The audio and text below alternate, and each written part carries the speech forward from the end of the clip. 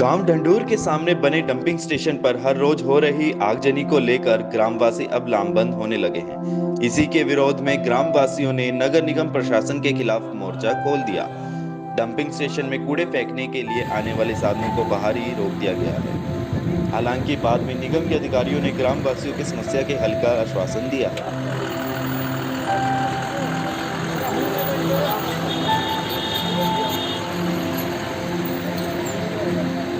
किस तरीके से समस्याएं आ रही हैं और कितने दिनों से समस्याएं आ रही हैं, क्या यहाँ का मामला है, जरा बताइए। समस्या तो हमारी 12 साल से है सर। पहले यहाँ पर मुर्दा पशु भी डाले जा रहे थे और यहाँ ओपन में कूड़ा करकट डाला जा रहा था।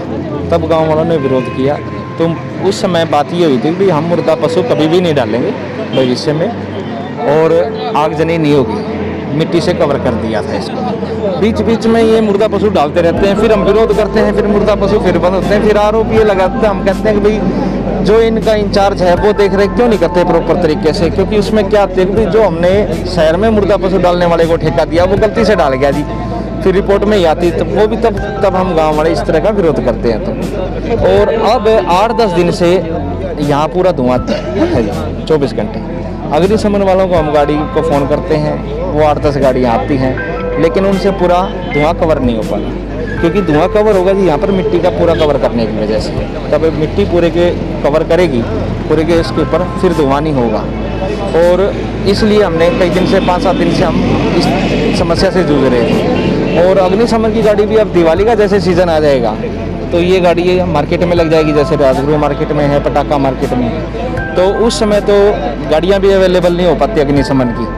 और दिवाली में तो हर साल हमारे साथ ऐसा ही होता है दिवाली के समय। इतना ये आपने आज जो धरना लगाया हुआ है, ये क्या आपकी किसी मुलाकात हुई किसी से, किसी ने कोई आश्वासन दिए कि इस समस्या का निदान किया जाए? हाँ जी, नगर निगम कमिश्नर साहब आए थे और तहसीलदार साहब आए थे और हुड्डा साहब भी आए थे नगर निगम के, पूरा अमला यहाँ पर आया हुआ था। और उसमें हमारी जो मांगे थी, हमने कहा था जो यहाँ का इंचार्ज है उसकी लापरवाही है, क्योंकि जो इंचार्ज है वो देख रेख क्यों नहीं कर पाता पूरी की पूरी। तब उन्होंने आश्वासन दिया कि उसकी इंक्वायरी की जाएगी, इंक्वायरी करने के बाद जो ऑफेंस बनेगा उसके तहत उनके ऊपर कार्रवाई की जाएगी और मिट्टी कवर कर दिया जाएगा। और तीसरी बात हमने कहा कि भाई ये जो आवारा पशु हैं शाम को धुआं हो जाता है और ये पूरे दोनों हाईवे हैं, दोनों हाईवे को पूरा कवर कर लेते हैं। एक बार तो यहाँ हाईवे के ऊपर से गाड़ी क्योंकि किसी नंदी में टकराने की वजह से गाड़ी नीचे आ गई थी, और इस तरह हफ्ते में एक दुर्घटना नेचुरल होती है, तो उसको मद्देनजर रखते हुए उन्होंने कहा कि भाई हम यहाँ पर हाई मास्क लगा देंगे ताकि यहाँ आसपास लाइट रहे, ताकि कोई पशु वगैरह इस धुएं में हो तो दिखाई दे। इस धुएं की वजह से कितनी परेशानी होती है गाँव वालों को? गाँव वालों की कितनी तादाद है? यहाँ पर 10,500 की तादाद है। 2034 इस गाँव के अंदर, इस पंचायत के अंदर मकान है, हाउस होल्ड है। और जो दमे के और टीवी के मरीज हैं उनको बड़ी परेशानी होती है। ठीक है आ रही है डंपिंग स्टेशन पर आग लगे होने के कारण। डंपिंग स्टेशन के आग लगे होने के कारण एक तो पूरा गांव धुएं की चपेट में है जी, और जिससे जो दमा और टीवी के जो मरीज हैं उनको सांस लेने में बड़ी दिक्कतें आ रही हैं जी, और जो बच्चे हैं उनको बड़ी दिक्कतें आ रही हैं और आँखों में जलन रहती है जी। और दोनों हाईवे लगते हैं, दोनों हाईवे के ऊपर पूरा धुआं रहता है, जिससे एक्सीडेंट के खतरा बना रहता है। कितने दिनों से आग लगी हुई है सर? अब ये पिछले 8-10 दिनों से आग लगी हुई है और यह समस्या पूरा गांव 12 साल से झेल रहा है। सर, ये गांव किस तरीके से महत्वपूर्ण है, थोड़ा इसके गांव के बारे में बताइए, और कितनी यहाँ पे आबादी है जो इस परेशानी से दो चार हो रही है? यह गांव 1955-56 में स्वतंत्रता सेनानियों को बसाया गया था। इस गांव में प्रताप सिंह कैरो तत्कालीन मुख्यमंत्री थे, उन्होंने इस गांव को बसाया था और गांव की आबादी 10,500 है। 2,034 हाउस होल्डर हैं इस गांव के अंदर। तो सर किस तरह की समस्याएं आ रही है? बताया भी जा रहा है कि टीबी की समस्या भी बढ़ती जा रही है और सांस की समस्या बढ़ रही है।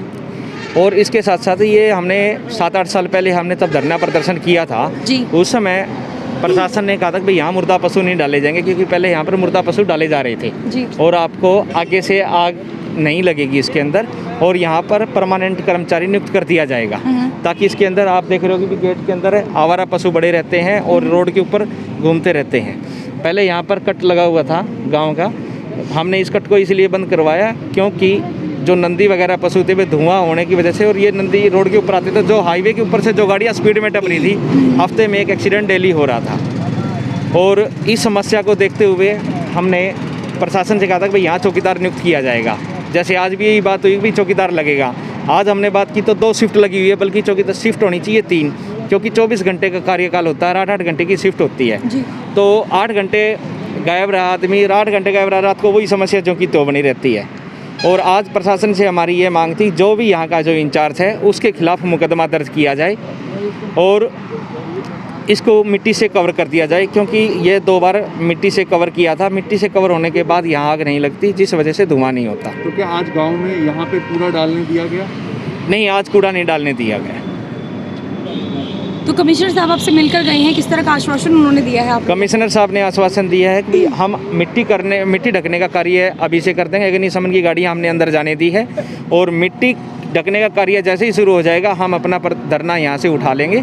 उन्होंने कहा कि भाई हम 1 हफ्ते के अंदर इसको मिट्टी से पूरा का पूरा कवर करा देंगे। आज से ही काम शुरू हो जाएगा और जो यहाँ अंधेरा रहता है उसके यहाँ पर हाई मास्क लाइट लग जाएगी, उसके ऊपर CCTV कैमरा होगा, ताकि कमिश्नर साहब यहाँ बैठे ऑफिस में बैठे यहाँ का भी नज़ारा देखते रहेंगे, उनकी भी निगरानी में चलता रहेगा और यहाँ पर एक चौकीदार की बढ़ोतरी और कर दी जाएगी। आपको मिले हैं, संतुष्ट हैं? जी मैम, लगातार ये लड़ाई आज की नहीं है, पिछले 12 सालों से ये जो समस्या बनी हुई है, पूरे गांव के लोगों को बहुत ज़्यादा परेशानी है जी। और जिस तरह से आप देख सकते हो कि साथ में BSF हमारे यहाँ पड़ता है, तो देश की रक्षा की बात करते हैं ये सरकारें और देश के रक्षा के नाम पे, सुरक्षा के नाम पे करोड़ों तरह के जो रुपए हैं वो भी अलॉट किए जाते हैं, लेकिन उनकी जो समस्या है धुएँ उनके आँख एकदम नाक के नीचे लगा दिया है और साथ ही साथ पूरे गाँव के। तो इस कार्रवाई को लेकर हम ये कहेंगे कि प्रशासन है जल्द से जल्द इसका स्थायी समाधान करें, लिपापोती न करें। आपका नाम बता दीजिए। जी मेरा नाम HS राजेश है और गांव का ही मैं स्टूडेंट हूँ। हमारे को बोलन जो के छोटे को नहीं बीमार हो गए धुआं खा के जी। ये देखो, ये सारा दिन सारी रात खाना पड़ता है। अच्छा। और झूठे भाषण करेंगे वे आके उरे वोट ले लिए और चले गए, बाद में कोई सुनाई नहीं करता। अब 12 साल से धुआं खा रहे हैं, धक्के से जीने लग रहे हैं, बस ये ज़िंदगी जीनी तो है को नहीं कोई। अब मेरी 73 साल की उम्र है, इस धुएं से इतना बीमार हो रहे हूँ, ज़्यादा बहुत ज़्यादा जी। दवाई गोली खा के चल रहे हैं बस, और कोई बात को नहीं। अभी यहाँ आएंगे झूठ मार के चले जाएंगे, अभी बंद कर देंगे, अभी बिठा देंगे, कुछ करते तो है नहीं जी। सारी सरकारें झूठी, सारा प्रशासन झूठा, और ये गरीब आदमी है, ये मजदूर पड़े हैं, इनको भी इतनी परेशानी है। ये बाहर से आ रहे हैं बेचारे, गांव वाले हैं, प्लाटों वाले हैं, 20,000 की आबादी है, बस वोट के गायक है जी यहाँ, और कुछ नहीं है। आपका नाम सर? मेरा नाम फूलचंद है जी, एक सरपंच हूँ, संघ समिति का अध्यक्ष हूँ जी मैं यहाँ इस गाँव का। ठीक है। इस बीमारी से जी, धुएं से। कितने साल हो गए सर आपको रहते हुए यहाँ पर? यहाँ जी 25 साल से रह रहे हैं। 25 साल से रह रहे हैं? हाँ जी है। सो और ये समस्या डंपिंग स्टेशन कब से बनी हुई है?